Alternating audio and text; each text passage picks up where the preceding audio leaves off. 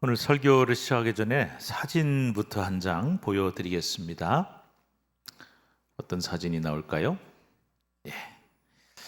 아마 여러분들도 어디선가 이런 장면을 보신 적이 있을 겁니다. 어미새가 벌레를 잡아 둥지에 물고 가서 새끼를 먹이는 장면입니다. 그런데 가만히 보면 여러 마리의 새끼가 둥지에서 서로 짹짹거리면서 목을 길게 빼고 먹이를 먹으려고 애쓰는 모습을 보게 됩니다. 그런데 이런 상황에서 과연 어미는 한 마리밖에 없는 벌레를 어떤 새끼에게 먹일까요? 1번 잘생긴 새끼, 2번 덩치 크고 튼튼한 새끼, 3번 장남이 중요하다. 제일 먼저 태어난 새끼. 제가 자꾸 새끼해서 죄송합니다. 그런데 아무튼 어떤 새끼에게 먼저 먹일까요? 잘생긴 새끼나 덩치 큰 새끼 먼저 태어났다고 해서 먹이지 않습니다. 목을 제일 길게 빼고 입을 제일 크게 벌리고 제일 큰 소리로 먹겠다고 먹여달라고 짹짹거리는 그 새끼에게 먼저 줍니다. 여기에는 어떤 교훈이 있을까요? 받아 먹으려고 애쓰는 새끼가 더 많이 먹고 더 먼저 얻어먹는다. 당연한 사실입니다. 자녀들도 마찬가지인 것 같아요. 제가 사형제 중에 막내로 자라났다는 얘기 했죠. 저희 부모님들은 그 시대 부모님들이 대부분 그랬습니다마는 서열에 대해서 상당히 엄격하셨어요. 그래서 장남 왕사탕 먹을 거 별로 없을 때니까 왕사탕 한 봉지 사오시면은 큰형은 맞으라고 5개 주시고 둘째 형은 3개 주시고, 지금도 제가 숫자를 똑똑히 기억합니다. 셋째 형하고 저는 2개를 주셨습니다.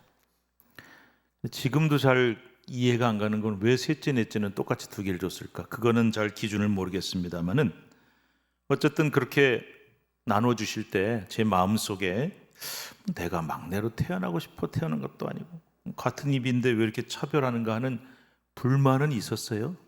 그런데 불평은 절대 하지 않았습니다. 왜냐하면 다 요령이기 때문입니다. 부모님이 나눠주실 때 나 더 주세요 그러면 후한이 두렵습니다. 형들한테 얻어 터집니다. 그래서 그때는 아무 소리 않고 네 감사합니다 이렇게 받아요. 그리고 이제 형들이 사탕 들고 다 가면은 제가 어머니한테 가서 살살 아부를 하는 겁니다. 몇 개만 더 달라. 그러면은 꼭 2-3개씩 더 얻어먹고는 했습니다. 대개 형제 자매가 많은 집 막내들을 보면은 저처럼 생존 본능이 아주 뛰어납니다. 눈치도 빠릅니다. 다 먹고 살려고 그런 거예요. 아무튼 간에 새를 먹여도 내 자식을 먹여도 어떻게든지 더 먹겠다, 먼저 먹겠다고 목을 길게 빼는 놈이 먼저 얻어먹고 많이 얻어먹는 것은 당연한 일입니다. 우리는 이렇게 일상에서 흔히 보는 현상들을 통해 영적인 교훈을 얻어야 합니다. 우리도 아버지께로부터 받아야 돼요. 하늘 아버지이신 하나님께로부터 은혜를 받아야 살 수가 있어요. 그런데 더 큰 은혜를 받을 수 있는 비결이 뭐냐 하는 걸 깨닫게 되는 거죠. 그 비결은 바로 적극적인 자세입니다. 한번 따라합시다. 적극적인 자세. 적극적인 자세. 용기라고도 합니다. 사실 같은 말이에요. 용기를 내서 적극적으로 달라고 하는 것. 그래서 누구보다 간절히 바라고 적극적으로 구해서 하나님의 은혜를 얻어내고야만은 자세, 바로 적극적인 신앙입니다. 우는 아이 젖준다 그랬죠. 하나님께 달라고 하는 마음, 간절히 바라는 마음이 누구보다 더 큰 사람, 하나님의 은혜를 누구보다 더 사모하는 사람, 그 은혜와 축복을 누구보다 적극적으로 받고자 하는 사람. 야고비가 윤리적으로 따지면 그렇게 바람직하지 않은 행동들을 했어요. 그러나 야곱의 마음을 성경이 이해하는 것이 뭐냐면은, 귀하게 쳐주는 게 뭐냐면은, 내가 하나님의 축복만은 내가 절대 양보할 수 없다. 내가 하나님의 축복받는 일에는 절대 뒤처지지 않겠다라는 거룩한 욕심이 있었습니다. 이런 사람들이 반드시 더 받고 많이 받게 되는 줄을 믿으시기 바랍니다. 기억하십시오. 똑같이 예수 믿어도요, 이렇게 뭐든지 받으려는 마음이 크고 적극적으로 구하는 사람이 반드시 더 얻게 됩니다. 신앙도 잘 성장합니다. 왜냐하면 얻고자 하는 마음이 크니까 하나님이 은혜를 주시고 그 은혜를 먹으니까 잘하는 거죠. 그런데 아무리 교회를 오래 다녀도 신앙생활을 오래 해도 소극적인 신앙을 가진 사람은요, 신앙이 잘 자라질 못해요. 하나님께 받는 것도 적을 수밖에 없습니다. 목을 길게 빼고 달라고, 먼저 달라고 그렇게 해야지. 엄마가 언젠간 주지, 언젠간 줄 거야, 언젠가는 나한테도 순서가 돌아올 거야, 이렇게 하는 마음을 가진 새끼에게 어미가 먹이를 줄 수 있겠습니까? 젖달라고 안 오는데 젖을 줄 수가 없어요. 이렇게 소극적인 신앙을 가진 사람은 은혜를 받아 먹지 못하니까 성장이 안 되고 자랄 수가 없는 겁니다. 여러분 기억하십시오. 소극적인 신앙은 결코 성장하지도 복을 받지도 못합니다. 목회하면서 보니까 이 소극적인 신앙을 가진 게 최악이에요. 왜냐하면 안 믿는 사람은 차라리 언젠가 믿을 수 있는 기회도 있고 뜨겁게 믿을 수 있는 기회도 있어요. 그런데 교회를 오래 다니고 신앙생활을 오래 했지만 평생 신앙생활을 해도요, 소극적인 신앙을 가진 사람은 항상 성장을 못해요. 그냥 늘 제자리에 그래서 이 정도 믿으면 됐지 그러고 산단 말이에요. 이게 최악이에요. 여러분들은 절대 그렇게 되지 마시기를 바랍니다.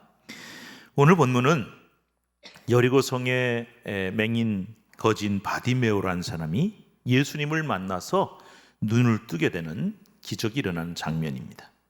그런데 이 바디메오라고 하는 이름이 재밌어요. 뜻이 뭐냐면은 디메오의 아들이라고 하는 뜻입니다. 이름이 너무 단순하지 않습니까? 얘 이름 뭐라고 질까? 아버지가 이름이 뭐래? 디메오래. 그래? 그럼 디메오 아들. 너무 이름이 단순해요. 그러니까 이름처럼 이 사람은 아무 존재감도 없는 사람이고 가치도 찾아볼 수 없는 사람이었는데 주님을 만난 거예요. 주님을 만나서 인생이 송두리째 바뀌는 그 놀라운 사건을 오늘 본문이 기록하고 있는 것입니다. 오늘 우리는 이 바디메오 사건을 통해서 앞서 말씀드린 우리가 꼭 가져야 할 신앙, 무슨 신앙이라고요? 적극적인 신앙. 우리 바디메오의 적극적인 신앙에 대해서 아주 중요한 교훈들을 우리가 찾아볼 수 있는데요. 첫 번째로는 바디메오는 어떤 사람이었는가? 우리 한번 같이 읽어봅시다. 주님의 긍휼을 적극적으로 간구한 사람이다. 주님의 긍휼을 적극적으로 간구했다. 7절 말씀 한번 같이 읽어봅시다. 나사렛 예수시란 말을 듣고 소리질러 이르되 다윗의 자손 예수여 나를 불쌍히 여기소서 하거늘. 자, 여리고 성의 맹인이었던 바디메오는 예수님이 여리고에 오셨다는 소문을 들었어요. 그래서 일부러 만나러 온 것 같습니다. 아마 그 나사렛 예수란 분이 못 고치는 병이 없대, 이런 얘기를 듣고는, 소문을 듣고는 나도 주님이 그러면 눈뜨게 해주시겠구나 하는 마음을 가지고 온 거예요. 그런데 그는 여느 복음서에 나오는 다른 병자들이 많이 있지만 그들과는 다른 상당히 특이한 행동을 하나 합니다. 뭐냐? 나사렛 예수님이 오셨다 하는 말을 듣자마자 다짜고짜 소리를 크게 지른 거예요. 소리 질렀다는 게 참 특이하거든요. 그러니까 이유가 뭘까? 아마 상식적으로 생각하면 이런 이유일 거예요. 눈이 안 보이니까. 지금 예수님이 어디쯤 계시는지를 모르죠. 예수님이 오셨다는 얘기는 들었는데 주님이 내 앞에 지금 계시는지 아니면 저 멀리 계시는지 모르니까 본능적으로 소리를 지를 수밖에 없었을 겁니다. 시각장애를 가지고 눈이 안 보이니까 늘 그런 삶을 살았을 거예요. 그런데 이것은 또 특별한 의미가, 이유가 있을 것입니다. 바디메오가 소리를 질렀다는 말은 그의 적극적인 신앙을 표현해주는 말입니다. 가만히 앉아서 기다릴 수 없다는 거예요. 언젠가는 내 차례가 오겠지. 주님이 나를 먼저 보시고 나도 고쳐주실 때가 오지 않겠는가? 이런 식으로 하면 안 된다. 언제 주님이 찾아오십니까? 그런 소극적인 신앙 가지고 어떻게 주님이 나를 고쳐주십니까? 그런 소극적인 신앙으로는 아무것도 얻을 수 없다. 그래서 남들이야 뭐라고 하든지 소리를 지른 겁니다. 목을 길게 빼고 나부터 주세요. 내 문제 해결해 주세요. 그렇게 소리를 쳤던 것이죠. 이 정도는 돼야 응답을 받을 수 있습니다. 그런데 바디메오가 뭐라고 소리를 질렀어요? 다윗의 자손 예수여 나를 불쌍히 여기소서, 이렇게 소리를 질렀단 말이에요. 보통 상식적으로 이런 경우 뭐라고 소리를 쳐야 됩니까? 주님 나 고쳐주세요, 내 눈 뜨게 해주세요, 이렇게 해야 되는데 왜 나를 불쌍히 여겨주세요 라고 소리를 쳤을까? 중요한 이유가 있습니다. 바디메오가 소리를 지른 나를 불쌍히 여기소서 할 때 이 불쌍이라는 말이 헬라어 원어에 보면 엘레이손이라고 하는 낱말을 쓰고 있어요.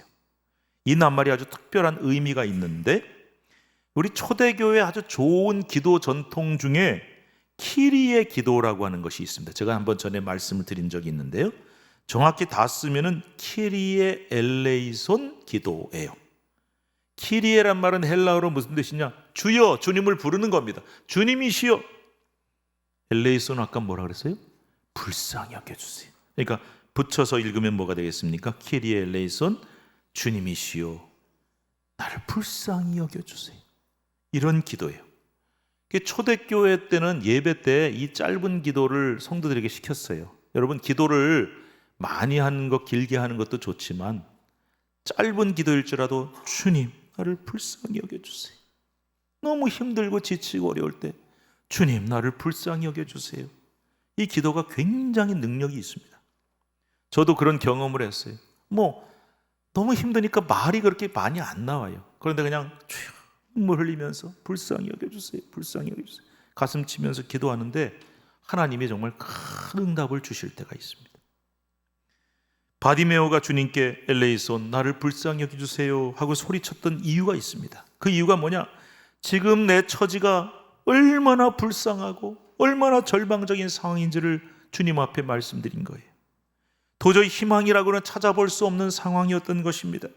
지금은요, 의술이 발달하니까 시각장애인들이 수술을 받기도 하고 안구기증을 받기도 합니다만은 이 당시에는 이게 불가능했습니다.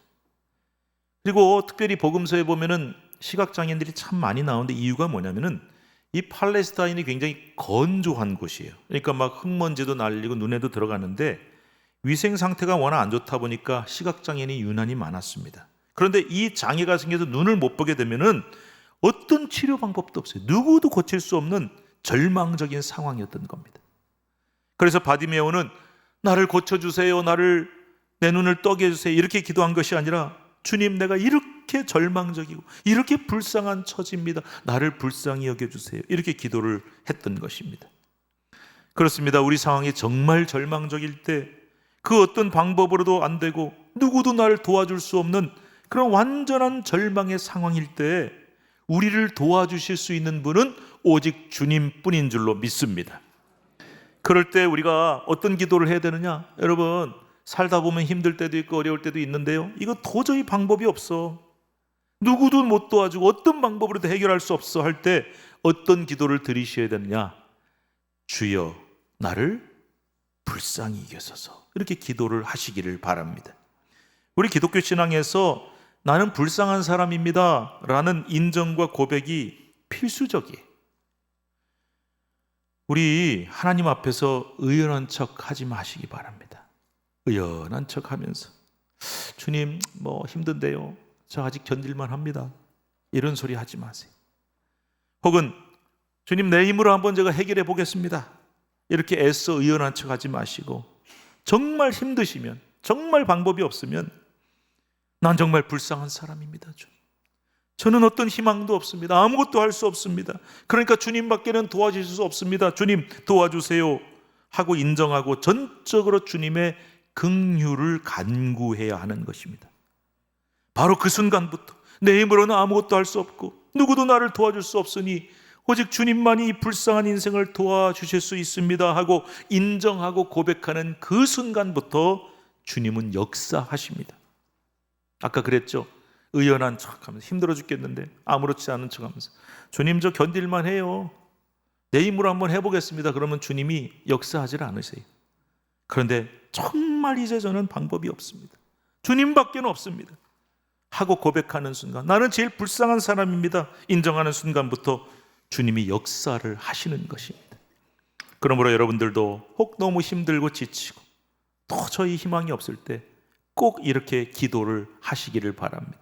여러분 한번 따라하세요. 주여 나를 불쌍히 여기소서.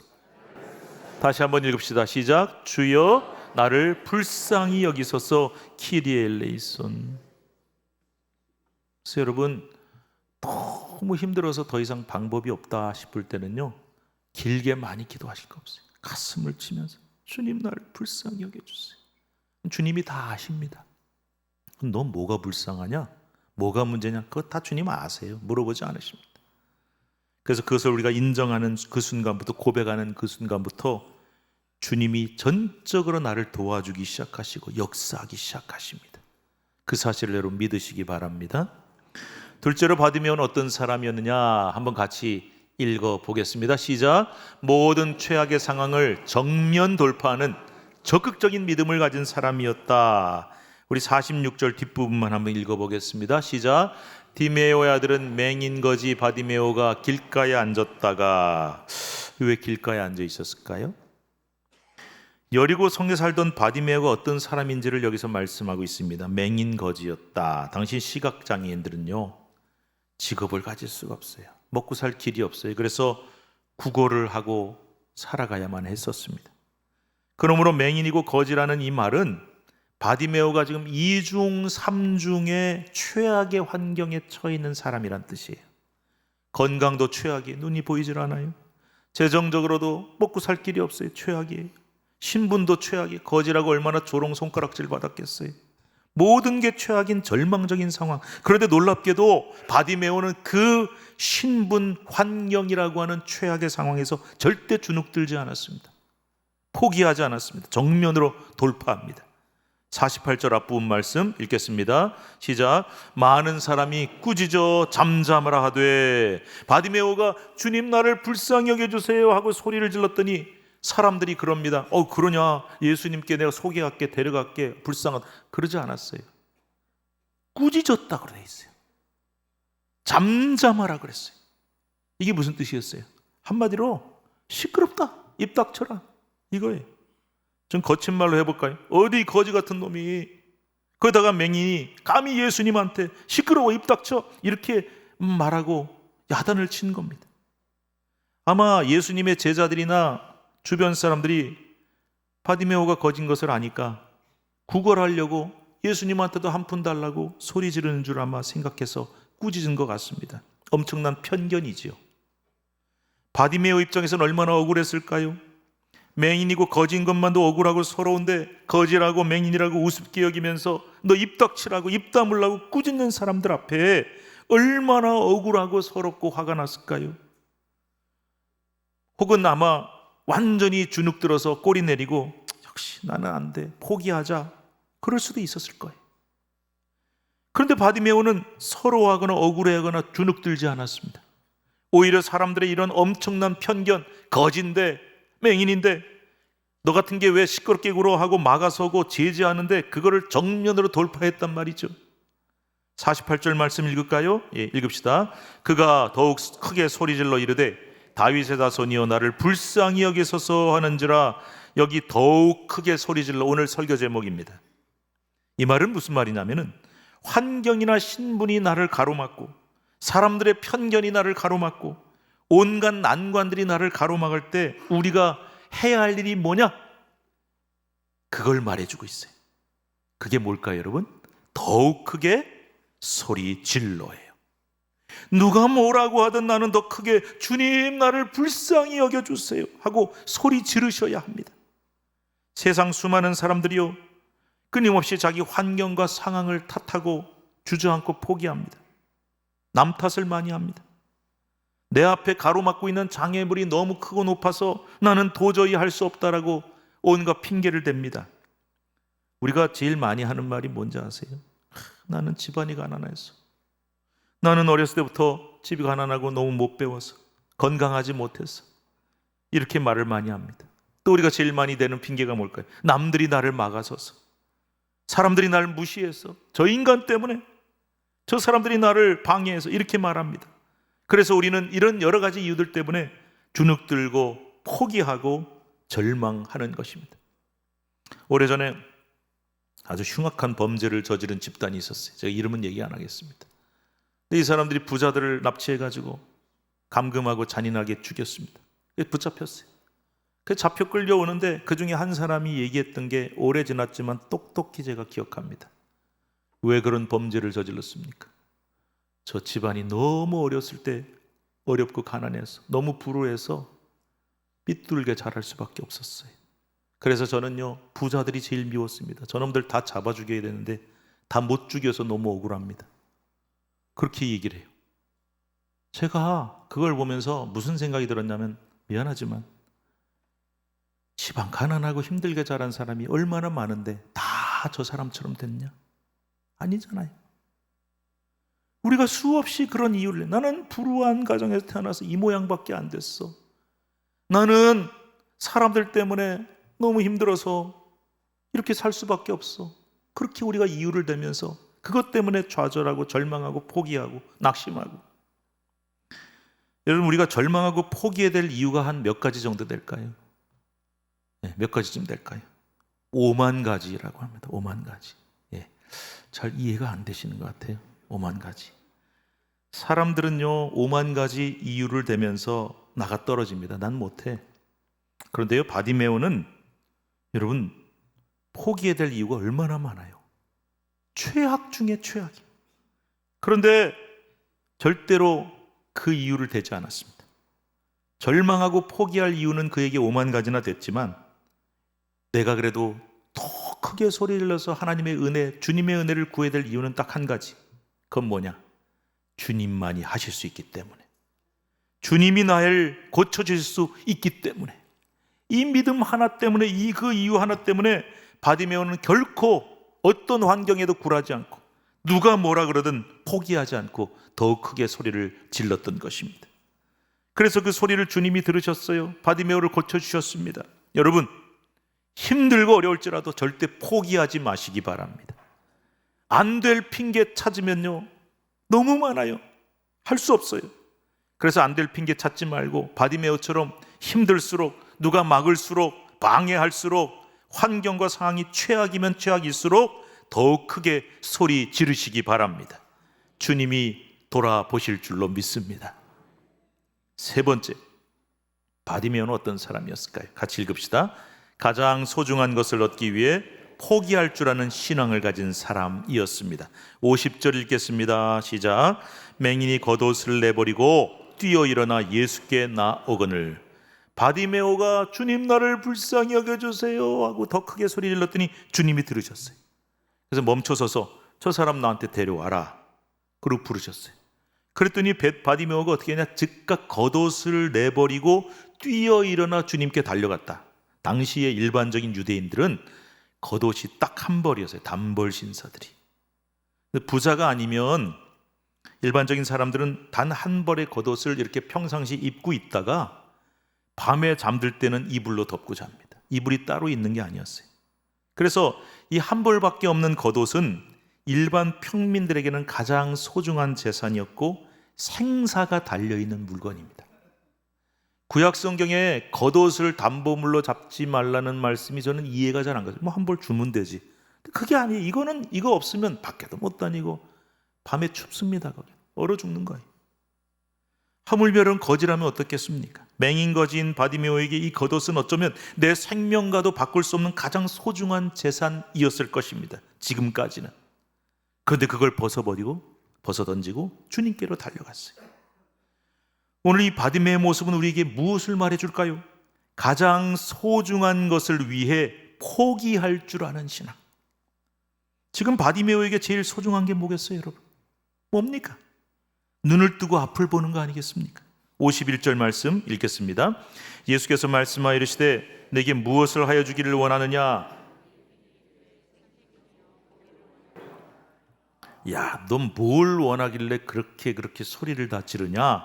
주님이 말씀하시니 바디메오가 딱 한마디였습니다. 뭘 원한다고요? 보기를 원합니다. 주님, 나한테 지금 이거보다 중요한 것은 없어요. 이것만이 내 유일한 소원입니다. 여러분, 이 정도의 간절함이 우리에게도 있어야 됩니다. 뭐 보면 좋고 안 보면 할 수 없고 계속 구걸하고 먹고 살죠. 그러면 무슨 역사가 일어나요? 주님이 내 기도 들어주시면 좋고 안 들어주시면 할 수 없고 다른 수가 있지 않겠습니까? 이거 갖고 절대 안 됩니다, 여러분. 이 정도 자세로는 아무것도 받을 수가 없어요. 저는요, 다른 거 다 필요 없습니다. 저에게 가장 중요한 거는 이겁니다. 보기를 원합니다. 바디메오에게는 보는 것이 가장 중요했고 소중했고 그 가장 소중한 것을 얻기 위해 뭘 포기했냐? 겉옷. 지금까지 내가 가장 소중하게 여기고 꽉 붙들고 살았던 것을 벗어버린 것입니다. 마치 주님을 따르는 제자가 되기 위해 소중한 생계 가장 중요한 그물과 배를 버려두고 따라간 갈릴리 어부들처럼 말이죠. 성도들 중에 보면은 나 주님을 따르고 싶어요, 주님 제자 되고 싶어요 하면서도 이런 것들을 포기하지 못하고 다 들고 가려고 하는 분들이 계세요. 나는 예수님 믿고 싶고 예수님 따르고 싶고 예수님 잘 섬기고 싶은데 나한테 소중한 거는 하나도 포기 못해. 그래서 나 이거 다 붙들고 고스란히 다 가지고 주님 따라갈 거야. 이거 불가능합니다. 가장 소중한 것을 위해 내가 붙든 것을 내려놓고 포기하는 신앙, 이게 가장 적극적인 신앙이에요. 오해하지 마셔야 됩니다. 적극적인 신앙은 뭐냐면 내가 다 가질 거야, 다 내 거야가 아니에요. 나에게 가장 소중한 것이, 가장 귀한 것이 뭔지를 알아서 그것을 얻기 위하여 다른 것을 과감하게 내려놓을 수 있는 신앙, 이게 적극적인 신앙이고 진정 복을 받는 신앙입니다. 바디메오는 이 적극적인 신앙으로 그토록 바라던 눈을 뜨게 되었던 것입니다. 어떤 사람이 죽었습니다. 가족도 없이 홀로 단칸방에 가난하게 살았기 때문에 동네 사람들이 불쌍히 여겨서 이 사람 장례를 치러주기로 했습니다. 그런데 동네 사람들이 단칸방에 와서 이 사람 유품을 정리하던 중에 놀라운 것을 발견하게 되었습니다. 장판 밑에서 어마어마한 액수의 돈뭉치가, 현금 따발이 발견된 겁니다. 이게 뭘까요? 이 사람이 평상시에 먹고 싶은 거 안 먹고 사고 싶은 거 안 사고 평생을 모은 돈이었어요. 근데 그렇게 길을 쓰고 모아서 장판 밑에 깔고 있었는데 한 푼도 못 써보고 허무하게 죽은 겁니다.